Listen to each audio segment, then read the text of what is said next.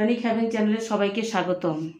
আশা করি আপনারা সবাই ভালো আছেন, সুস্থ আছেন, নিরাপদে আছেন। আজকে আমি আপনাদের সাথে লেবু গাছের একটি ভিডিও শেয়ার করব, আর এই ভিডিওতে দেখাবো যে আমার ছোট লেবু গাছে কি সুন্দর লেবু হয়েছে এবং এই লেবুগুলো আজকে আমি হারভেস্ট করব এবং হারভেস্ট করার পর আমি কিছু সার ব্যবহার করব। এই সারটি ব্যবহার করার ফলে পরবর্তীতে গাছটি অনেক শক্তিশালী হয়ে উঠবে এবং গাছে পরবর্তীতে যখন লেবু আসবে প্রচুর পরিমাণে লেবু আসবে এবং অনেক সময় ফুল ফল ঝরে যায়, সেই সমস্যাটি হবে না।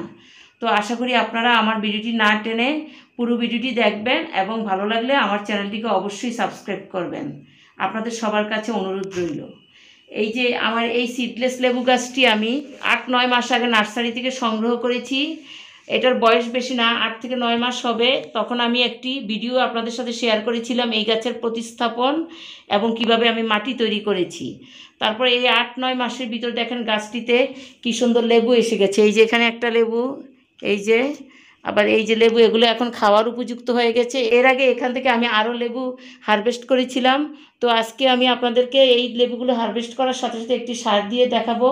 আপনারা সবাই আপনাদের বারান্দা বাগান, ছাদ বাগান সব জায়গায় খুব সুন্দরভাবেই লেবু গাছ করতে পারেন।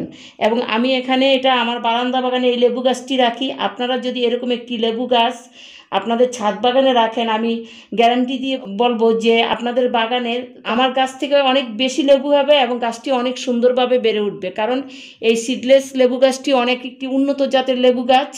আমাদের দেশে মাঠ পর্যায়ে কৃষকরা এটার প্রচুর পরিমাণে চাষ করে থাকেন। আর আমরা তো ছোটোখাটো বাগানই, শখ করে 2-1টা গাছ রাখি। সেই ক্ষেত্রে আমি এই গাছটি সংগ্রহ করেছিলাম এবং দেখলাম যে 8-9 মাসের ভিতরে আমার গাছটিতে, এত ছোট গাছটিতে ফলন চলে এসেছে। আমি খুব ছোট একটি চারা গাছ কিনেছিলাম। আর এছাড়া আমার বারান্দা বাগানে আরও 3-4টি লেবু গাছ আছে। ওগুলো হচ্ছে কাগজি লেবু গাছ। তার ভিতরে একটা কাগজি লেবু গাছে সারা বছর লেবু ধরে এবং অনেক সুন্দর লেবু হয়। ওই গাছটি 8-9 বছরের পুরনো। আর অন্যান্য গাছগুলো ছোট ছোট গাছেও অনেক সুন্দর লেবু এসেছে।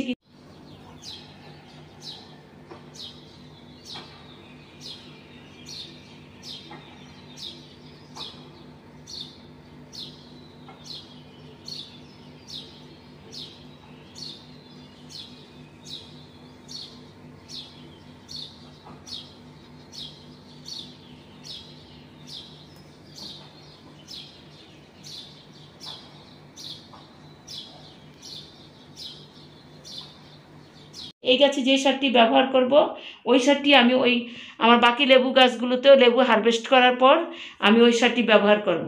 তো লেবু গাছ আপনারা যখন আনবেন নার্সারি থেকে চারা আনবেন, আপনারা অবশ্যই মাটি তৈরি করার সময় ওয়েলডেন মাটি তৈরি করবেন যাতে লেবু গাছের গোড়ায় পানি জমে না থাকে, এটা খেয়াল রাখবেন। একটা বিশেষ টিপস হচ্ছে, লেবু গাছ আপনারা খুব বেশি যত্ন করবেন না। যারা 2 বেলা পানি দেন বা প্রতি সপ্তাহে সপ্তাহে সার দেন, তখন দেখা যায় অনেক সময় লেবু গাছে অনেক বেশি যত্নে লেবু গাছ, তারপর বাগান বিলাস গাছ, এগুলোতে ফুল ফল হয় না। এগুলো একটু কম যত্নে খুব ভালোভাবে বেড়ে ওঠে। আর লেবু গাছে আপনারা বছরে 2 বার প্রুনিং করে দিবেন, এতে করে দেখবেন আপনাদের কাছে ভালো লেবু হবে। আর লেবু গাছ অবশ্যই আপনারা কলমের চারা কিনবেন। বীজ থেকে তৈরি চারা গাছে অনেক সময় লেবু আসতে 5-6 বছর সময় লাগে। আমার গাছটি অনেক ছোট দেখেন, তাতেও কলমের চারা, এই জন্য এটাতে লেবু এসে গেছে। কিন্তু এটা যদি বীজ থেকে চারা হতো তাহলে এই গাছে এত সহজে ফল আসতো না। আর আপনারা অবশ্যই লেবু গাছে পানি দেওয়ার সময় খুব কম পানি দিবেন। প্রতিদিন একই নিয়মে পানি দিবেন, খুব বেশি পানি দিবেন না, এতে করে লেবু গাছের সমস্যা হয়। আর আজকে আমি প্রথমে আমার এই লেবুগুলো হারভেস্ট করছি, তারপরে আমি সারটা দিয়ে দেখাচ্ছি। এই যে লেবুগুলো খাওয়ার উপযুক্ত হয়ে গেছে। এটা সিডলেস লেবু, এটা খুবই ভালো প্রজাতির একটা লেবু। আপনারা নার্সারি থেকে সংগ্রহ করে আপনাদের বাগানে, ছাদ, বারান্দা বা আঙ্গিনার বাগান, যে কোনো জায়গায় আপনারা এই লেবু গাছটি লাগাতে পারেন, খুব ভালো ফলন হবে। আর এখানে আমি সারটা দেখাই। এখানে আমি একটা মিক্সড জৈব সার তৈরি করব। এই জন্য আমি নিয়েছি একটি কলার খোসা শুকিয়ে নিয়েছি, শুকিয়ে ছোটো ছোটো করে কেটে নিয়েছি। 2-4 চামচ চা পাতা, শুকনো চা পাতা, 1/2 চা চামচ অ্যাপসম সল্ট, 1 চা চামচ সরিষার খোল গুঁড়ো নিয়েছি। সরিষার খোল গুঁড়োটা একটু কম দিতে হয়, কারণ বেশি দিলে অনেক সময় গাছ জ্বলে যায়। তারপর নিয়েছি 2 চা চামচ হাড় গুঁড়ো, 2 চা চামচ শিংকুচি, 2 চা চামচ নিম খোল। আর আমি এখানে নিব 1 মুঠের মতো পুরনো গোবর সার।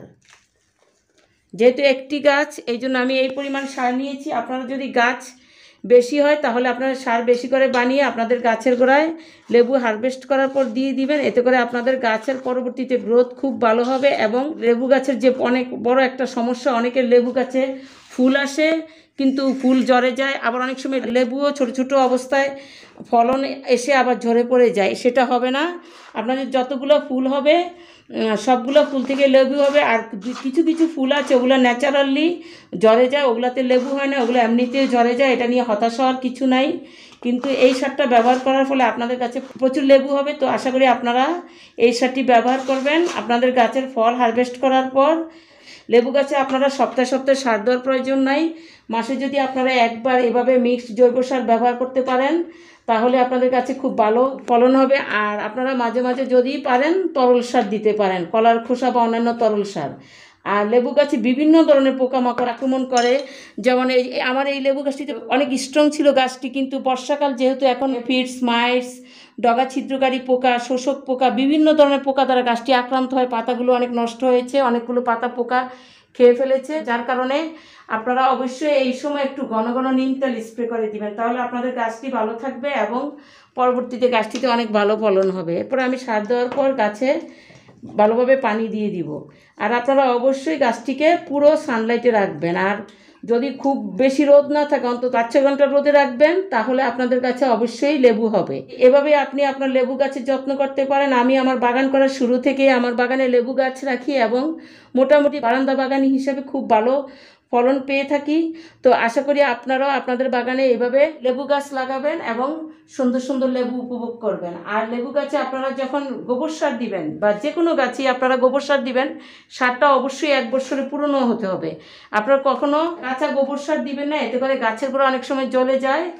আর আপনারা এই যে মিক্সড জৈব সারটি বানিয়েছি, এটা আপনারা যে কোনো গাছে দিতে পারেন, এটা গাছের জন্য খুব উপকারী। তো আশা করি আমার ভিডিওটি আপনাদের ভালো লাগবে। অনেকক্ষণ কষ্ট করে এবং ধৈর্য নিয়ে আপনারা ভিডিওটি দেখেছেন, এই জন্য আপনাদের সবাইকে অসংখ্য ধন্যবাদ জানিয়ে এবং পরবর্তী ভিডিও দেখার আমন্ত্রণ জানিয়ে এখানেই শেষ করছি।